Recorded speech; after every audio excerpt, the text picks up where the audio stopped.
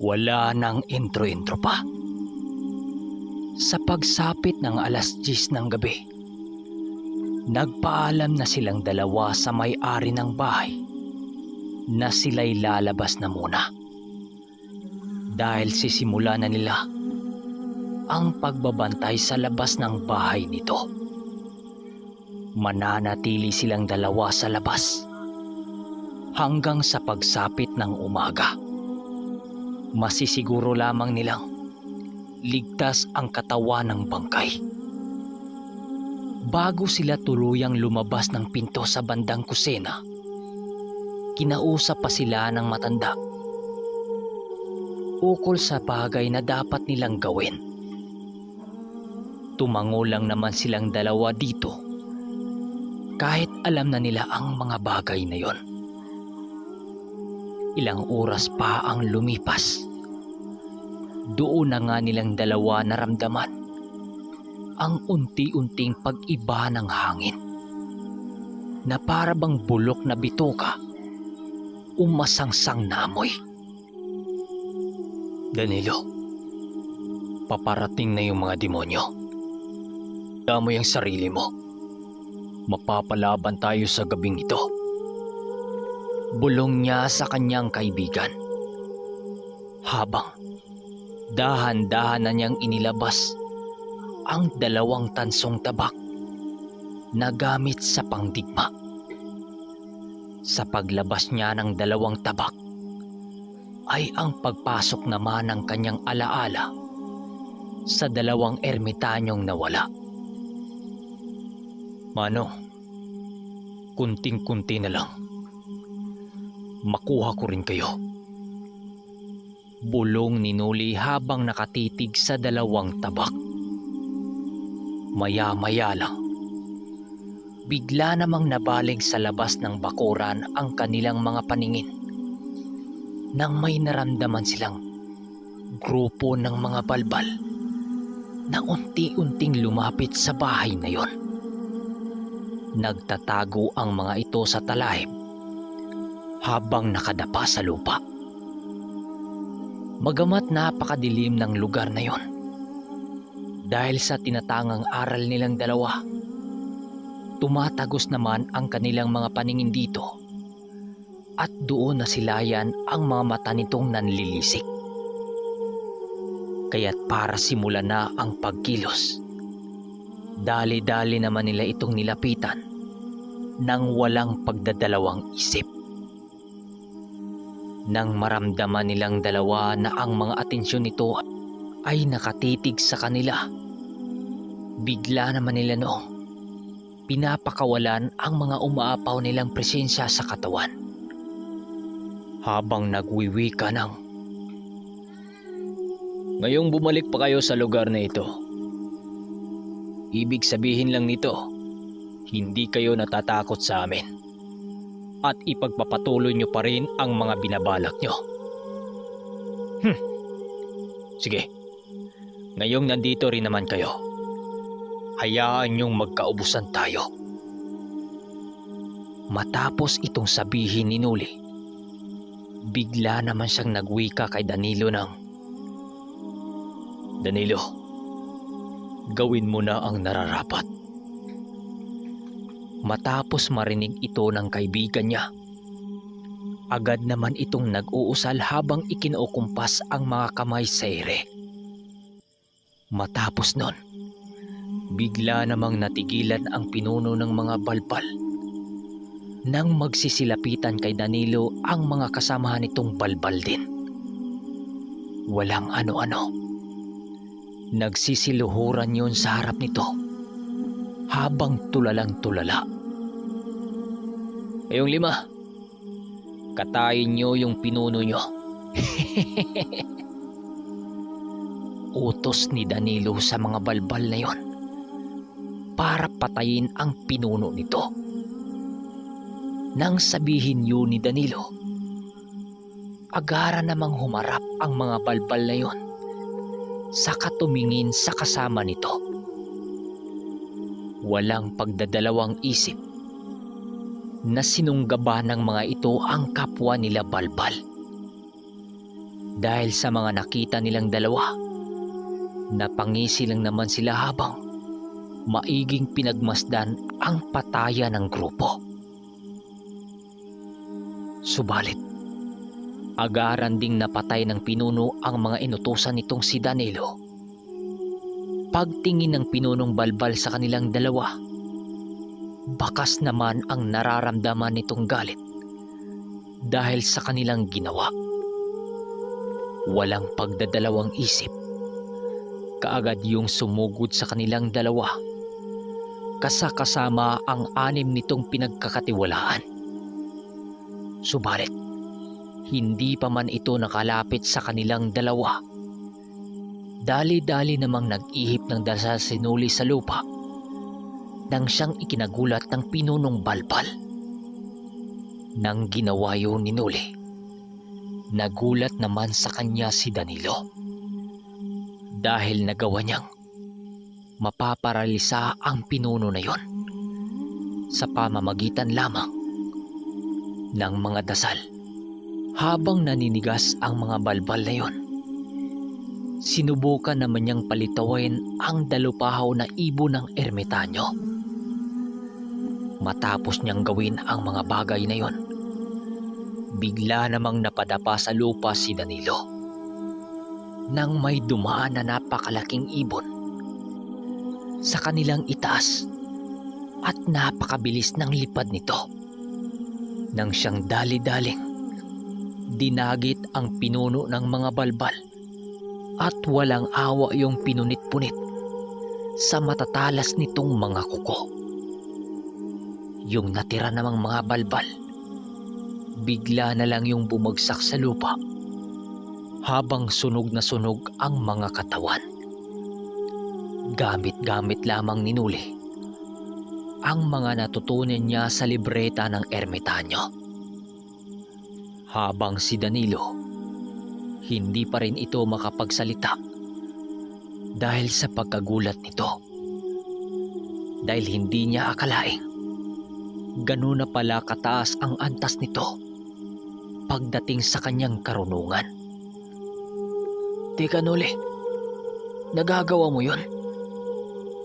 Wika nito sa kanya habang nagpapagpag siya ng mga kamay niya. Tara na Danilo. Tapos na yung tungkulin natin dito." Sagot niya dito habang inayang bumalik sa pamamamahay ng namatayan. Tumambay sila sa bakuran nito hanggang sa pagsapit ng umaga. Habang nakaupo silang dalawa sa ilalim ng punong mangga, nasipat naman sila ng may-ari ng bahay, pati na ang matanda. Dali-dali sila nitong nilapitan, saka kinausap tungkol sa nangyari nung gabing wala sila. "Mga iyo, kamusta naman yung pagbabantay nyo kagabi dito? May napapansin ba kayo sa paligid?" Tanong nito sa kanila. "Marami Manong. Sa totoo nga niyan, inubos na namin sila. Kaya ligtas na kayo sa lugar na ito." Sagot naman ni Noli dito. Dahil sa kanyang sagot na yon, bigla naman yung natigilan habang humahawak sa kanyang ulo. Halos mangyak-ngiyak yon habang lubos na nagpapasalamat sa kanilang dalawa. Habang ginawa yon ng lalaking namatayan, bigla naman yung dumukot sa kanyang bulsa na para bang may kinukuhang bagay ito. Pag-angat ng kamay nito, nakita nila ang bungkus ng salapi na hawak na nito. "Bilang papasalamat namin sa inyo, tanggapin niyo sana ang bagay na ito." Wika ng lalaki sa kanila habang yung matanda nakangiting nakatingin din sa kanila. Subalit, umiling-iling lang dito si Noli habang sumasagot ng, "Maraming salamat na lang Manong. Hindi kami naniningil ng salapi. Mas kailangan nyo yan sa ngayon. Kaya't aalis na kami, Manong. Sagot niya dito. Pumayag naman ang lalaking yon dahil marami din silang sinasabi dito. Nakiso, may gagawin pa silang misyon. Naintindihan naman ng lalaking yon, pati na ang matanda. Habang papakyat sila ng bundok, nakita pa nila ang mga itong kumakaway-kaway sa kanila. Ngumiti lang naman silang dalawa dito habang naglalakad para baybayin ang daan papunta sa lugar nitong sinuli. Bagamat nararamdaman na nila ang matinding init sa sikat ng araw, masaya naman sila noong naglalakad. Dahil muli na naman nilang makapiling ang mga barkada nila, lalo na't ang buong pamilya nitong sinuli. Pagkarating nilang dalawa sa lugar kung saan naroroon ang mga mahal nila sa buhay, halos abot tingang ngiti naman ang kanilang nararamdaman. Hindi pa man sila tuluyang nakarating sa mismong gate ng manukan ni Nuli, nakita na nilang dalawa at yung nagngangalang Leroy habang nag-uusap-usap ang mga yon. Nang marinig nito ang pitong ginawa ni Danilo, nagsitingina naman yon sa kanila at ganun na lamang ang sayang nararamdaman ng mga ito nung makita sila nito. Animoy mga musmos ng mga bata yon dahil hindi nun maiwasang mapayakap sa kanila. "Kamusta na kayong dalawa? Grabe, ang tagal nyo namang bumalik. Kala namin di na kayo babalik eh. Sinubukan pa naming inakyat ang nasabing bundok pero puro pambabagat lamang ng mga engkanto ang aming napapala doon." Wika pa ni Lando sa kanila. Halos yung lahat na sumasulubong sa kanila, ganun yung tanong. Kaya't ang sabi ni Danilo dito ay, "Teka, isa-isa lang. Paano namin kayo masasagot eh? Salit-salitan kayong nagsasalita." Nang biglang may magwika sa bandang gilid nila. "Nuli, kamusta ka na? Tagal ka nang hindi nagpakita dito ah." Wika pa ni Leroy sa kanya. Kaya't nilapitan niya ito. Habang yung iba, si Danilo ang pinagpipistahang tanungin. "Oy Leroy, ikaw pala. Okay lang naman kaming dalawa. May inasikaso lang kami sa bundok. Kaya matagal kaming hindi nagpakita dito. Oo nga pala, si Guyo ba nasaan?" Nang sinabi ni Nuli ang patungkol dito, tila ba biglang umiba ang tono ng pananalita ni Leroy. Si Guyo, nasa bahay lang nila eh. May kakaibang nangyari sa kanya. Nagulat na lang kami isang araw. Kapag kausapin mo siya, pagalit pag sumasagot. Tapos parang palaging iritable." Sagot nito sa kanya nang siyang ipinagtataka niya. Maya-maya pa, silapitan naman sa kanila si Nalando habang sumasabat ng, "Oo Noli, yung nakarang araw, bigla na lang nag-iba yung ugali ni Guyo. Minsan pa, panay ang pagkakamot nito sa katawan na hindi namin maintindihan. Hindi naman namin magawang matulungan dahil sobrang tapang kung sumagot." Dagdag pa ng mga ito. Nang marinig ito ni Noli, ng araw ding yun, kagad silang tumungo sa bahay ng kaibigan niya. Dahil may kutob siyang may ibang dahilan kung bakit nagkaganon yung kaibigan niya. Pagpunta nila sa bahay nito, hindi nga siya nagkamali. Hindi pa naman sila nakarating sa bakuran nito. Nasipat na nila yung si Guyo habang nakaupo sa isang putol na kahoy. parang nagsasalitang mag-isa. At malaki na ang ipinagbago sa katawan nito. Dahil pumayat yon. Habang nasisipat niyang parang nanunuyo ang balat nito. Hindi na muna nila nilapitan yon. Dahil pinagbasdan na muna nila ang gagawin nito. Habang nagsasalita yung mag-isa, panay naman ang paghipo nito sa kanyang likod na para bang may nararamdaman itong kakaiba sa katawan niya. Kaya't hindi na nakatiis pang panoorin ni Nuli ang sinapit ng kaibigan niya. Walang sabi-sabi. Kaagad niya itong tinawag habang lumalapit dito. Par, teka, ano bang nangyari sa'yo? Tanong niya dito. Nang marinig ito ng kaibigan niya, maraha naman yung tumingin sa kanya habang nakangiti. Uy, par, ikaw pala. Musta ka na? Daya mo naman. Ilang buwan tayong hindi nakikita eh. Halika kayo sa bahay. Magkakape tayo. Wika nito habang inaya sila nitong sumunod sa kanya para magkape sa bahay nito.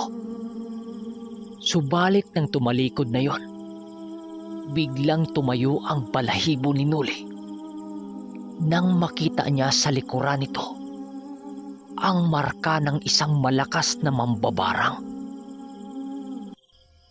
Maya-maya pa, nakarating na nga sila sa mismong kubo nito na nakahiwalay sa bahay ng mga magulang niya.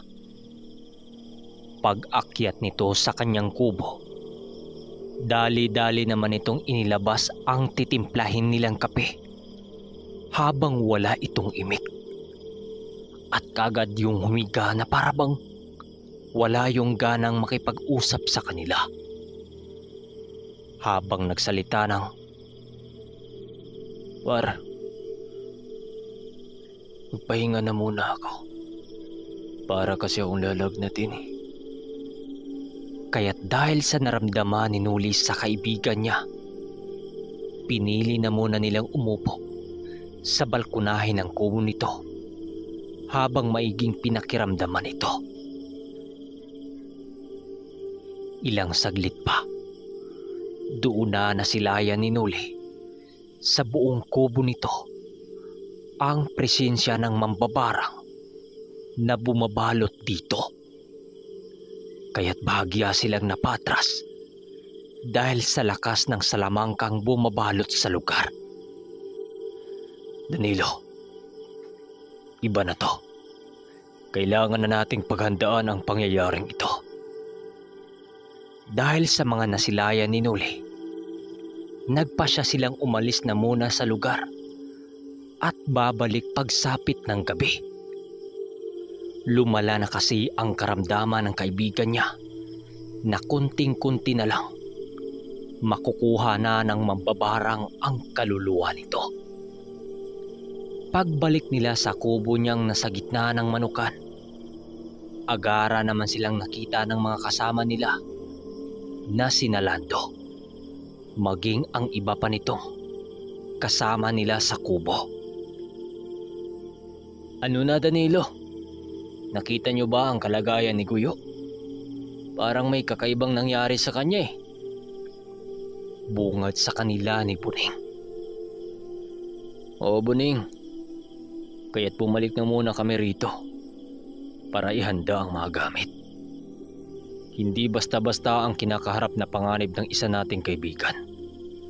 Kailangan natin itong maagapan pa. Sagot naman ni Nuli rito.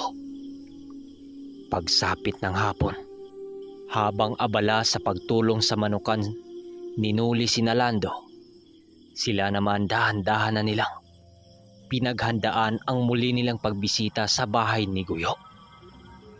Isang oras pa ang makalipas, doon na nga sila kumilos at kaagad na silang naglalakad papunta sa bahay ng kaibigan nila. Pagdating nila sa tahanan ni Guyo, nasipat naman nila ang pinto nitong nakabukas. Subalit nakapatay ang ilaw nito sa loob. Par, nandyan ka ba? Sinuli to, yung kaibigan mo. Wika ni Nuli dito.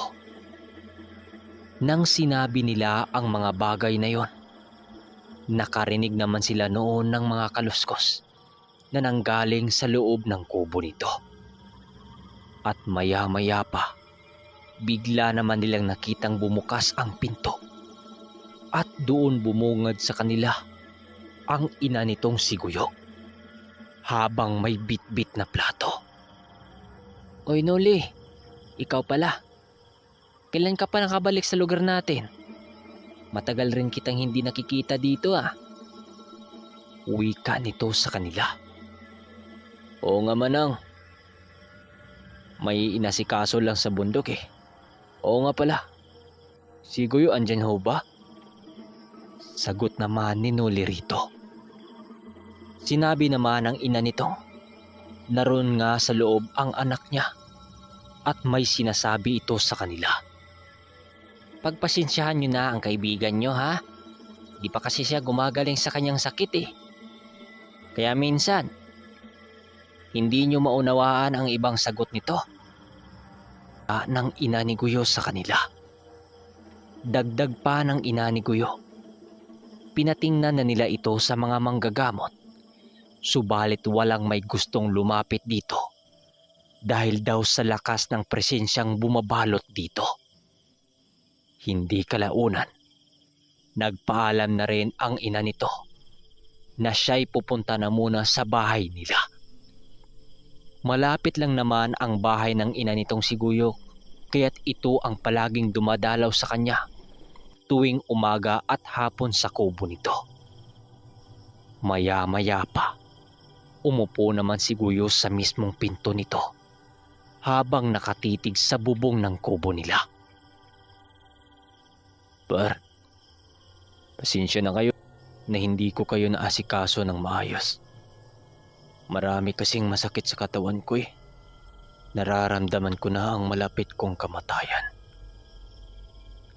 Wika nito habang tumutulo ang mga luha sa mga mata nito. Huwag kang mag-alala, Guyo. Narito na kami na mga kaibigan mo. Humingi ka ng karagdagang lakas sa katastasan. Para sa gayoy, mababawi natin ang kaluluwa mo. Unti-unti nang hinatak ng isang mambabarang. Binarang ka ng isang malakas na uri, Guyo. Kaya narito kami para tulungan ka. Kahapon pa lang, nung kinakausap kita, nakita ko sa katawan mo ang marka ng isang mambabarang. Siguro naman, alam mo kung sino ang nakaalitan mo. Seryosong wika ni Nuli dito. Nang marinig ito ng kaibigan niya, kahit hinang-hina na ito, kitang-kita pa rin niya sa pagmumukha nito ang pagkagulat na parang natumbok nito ang mga tanong nila dito. Kaibigan, kailan pa yung nararamdaman mo? Sabat naman ni Danilo rito. Nang marinig nito ang sinabi ni Danilo, dahan-dahan naman yung nagsalita. Sinabi naman ito sa kanila kung kailan yun nagsisimula. Ayon dito, bigla na lang daw sumulpot ang karamdaman niyang yun matapos silang lumahok sa isang pasabong malayo sa kanilang baryo. Pagkarating daw nito sa bahay niya galing sa sabungan, doon na daw nagsisimulang animoy tinutusok ang buong kalamnan niya ng kakaibang mga bagay. Meron din umano parang mga insektong gumagapang sa kanyang sistema. Dahil sa sakit na dulot daw ng kakaibang pangyayaring yon, kaya't paminsan-minsan para na siyang mawawala ng bait. Meron naman daw itong nilapitang malakas na albularyo, subalit maging ang mga yon, Hindi kaya ng kaalaman nito ang bangis ng mambabarang. Nang marinig ito ni Noli, maigi naman niyang pinag-isipan ang mga insektong ginamit ng mambabarang. Dahil sa tanang buhay niya, yung kaibigan niya mismo ang susubukan niyang gamutin. Kapag magkamali kasi siya sa paggamot na ibigay dito, maaari namang ikapapahamak ng kaibigan niyang yon. Habang kinausap ni Danilo yung siguyo, si Noli naman, muli niyang binuklat ang libreta ng ermitanyo upang malaman ang insaktong sakit ng kaibigan niya. At habang nagbabasa siya sa libreta, bigla naman siyang natigilan nang makita niya ang isang pahina ng libretang yon patungkol sa mga istorya ng barang. At laking gulat niya nang mapagtanto niyang na ang barang na ginamit ng nilalang para barangin ang kaibigan niya ay ang trabongkong gagamba na isa sa pinakamalakas na sandata ng mga mambabarang. Kaya't agaran niyang tinawag ang kanyang gabay sa pamamagitan ng kanyang isipan. "Maria, alam mo ba ang patungkol dito?" Wika niya sa kanyang gabay.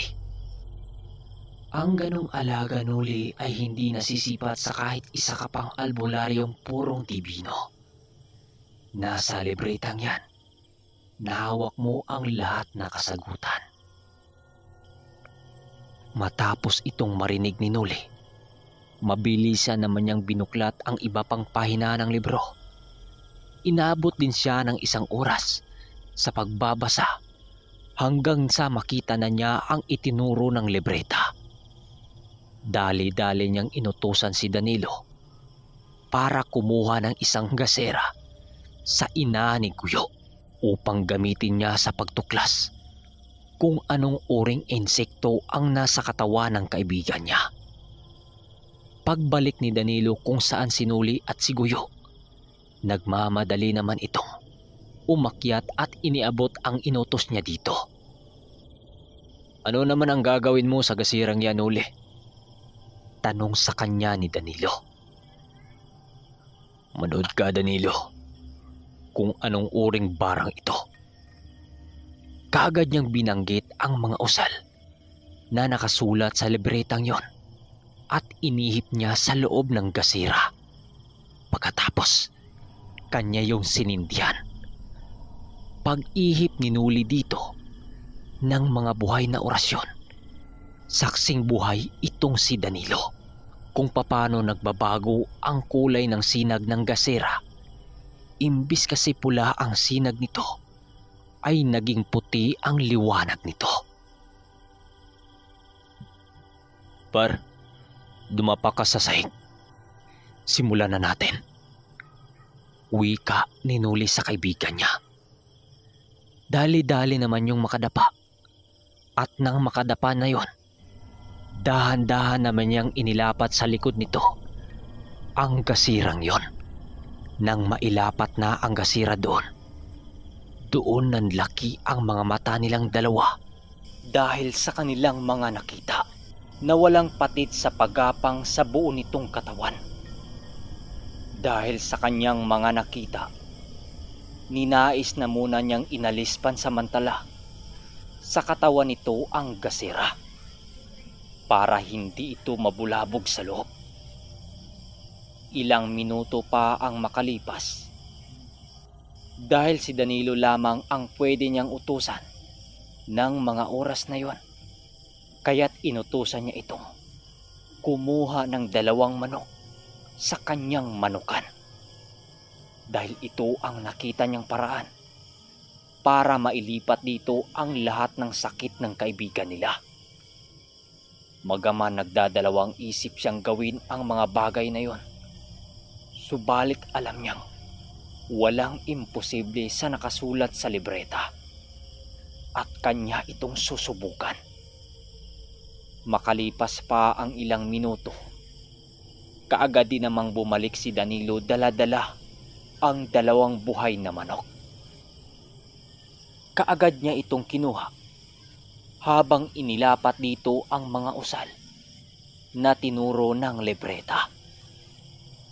Habang ginawa ito ni Noli, maigi namang nanood sa kanya si Danilo dahil maging ito hindi makapaniwalang nanggagamot siya. At habang inalalaya ni Danilo si Guyo, mabilisan namang binalata ni Noli ang manok na ginamit nila. Nang mabalata na niya ang manok na yon, bigla namang nanlaki ang mga mata ni Danilo nang masipat nito ang buong katawan ng manok. Ayon kay Noli, ang mga insektong nakita nila sa katawan ni Guyo doon kanina ay lumipat sa katawan ng manok na yon. Dali-dali silang gumawa ng malaking apoy sa labas ng bahay nila na nilagyan ng maraming kahoy na tinatawag na mga makabuhay, at dali-dali nilang inilagay ang manok sa nagniningas na apoy. Kasabay ng pagkasunog sa dalawang manok ay kasabay namang natupok ang mga barang na yon.